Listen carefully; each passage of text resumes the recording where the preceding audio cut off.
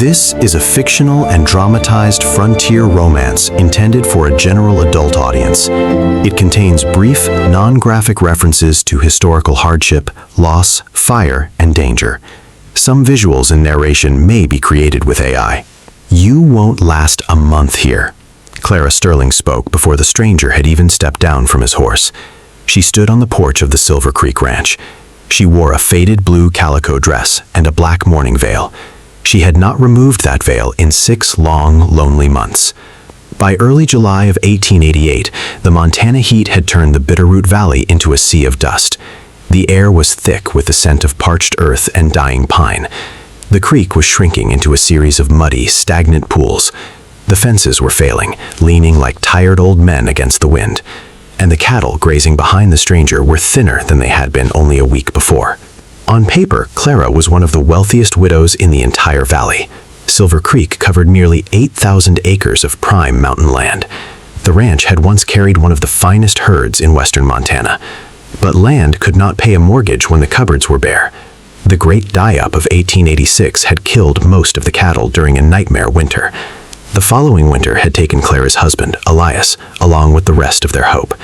Now she possessed thousands of acres and fewer than $50 in cash. The stranger stopped his tired buckskin 20 feet from the porch. The animal's head hung low, its breath coming in ragged, dusty puffs.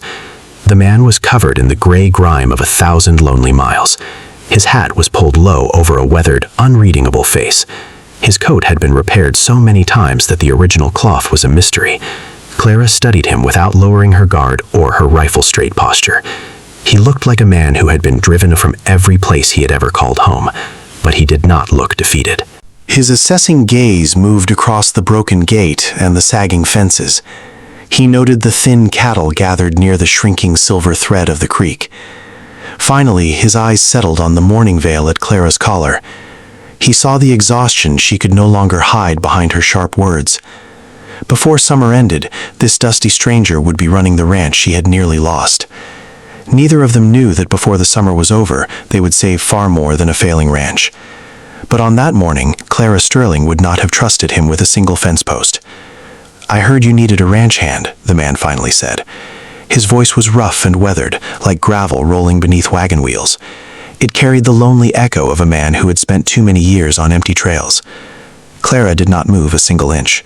Her hands were clenched into tight, bloodless fists at her sides.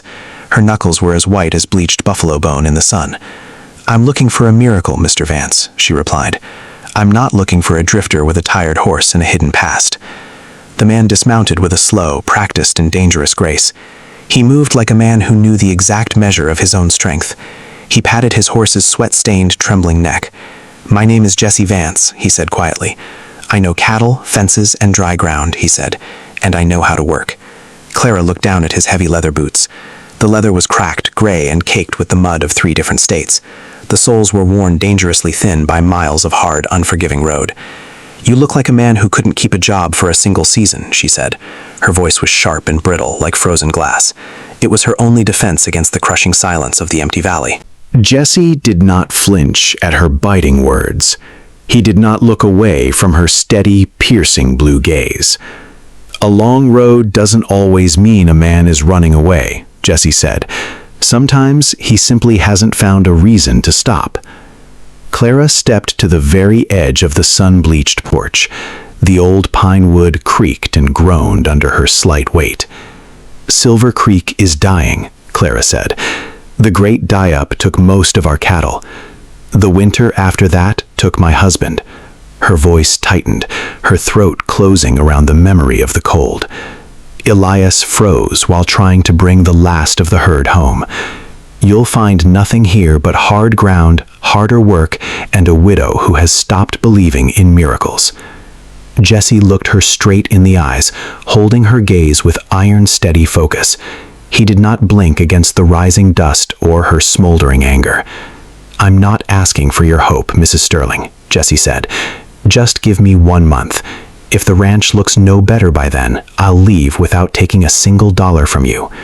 Clara studied him carefully, searching for the lie in his eyes.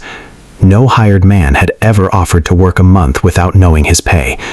Either Jesse Vance was a fool, or he was the first honest man to cross her gate in years. The wind carried the scent of dry pine and the threat of distant, hungry fires. The sun was a white-hot eye in a sky that refused to weep. "There's a bunk in the barn," Clara said.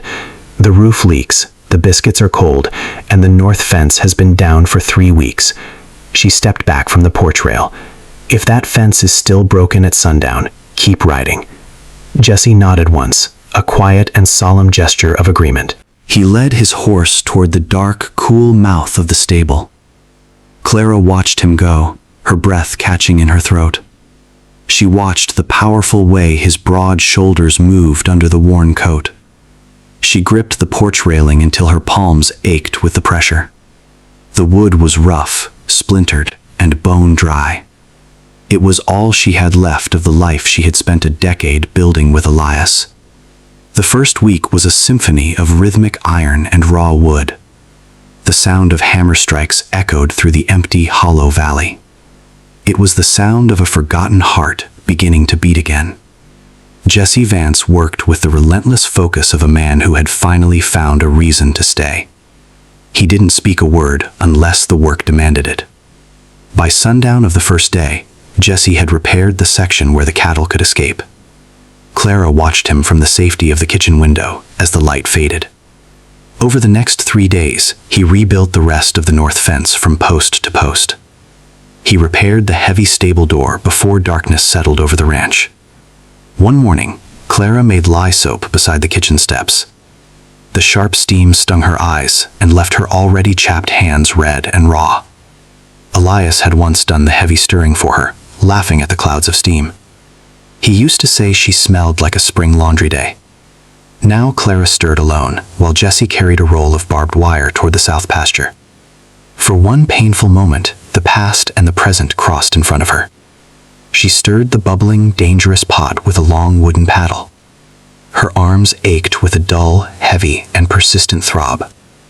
A barb tore through Jesse's glove and opened the skin beneath it. He wrapped the cut with a strip of cloth and continued toward the pasture without complaint. That evening, Clara found him sitting on the barn steps, trying to remove the blood-stiffened cloth with one hand. "You should have cleaned that hours ago," she said. "It was only a scratch." "It bled through your glove." Jesse looked up at her but did not argue.